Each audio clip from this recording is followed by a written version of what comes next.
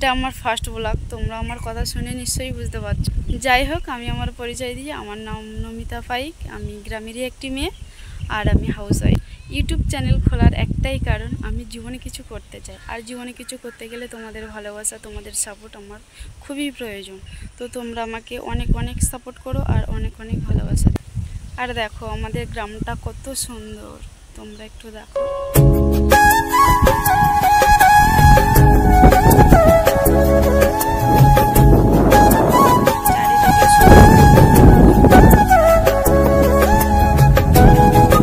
আজকের ভিডিও এই পর্যন্ত। যদি ভিডিওটা ভালো থাকে তাহলে লাইক, কমেন্ট, সাবস্ক্রাইব অবশ্যই করুন।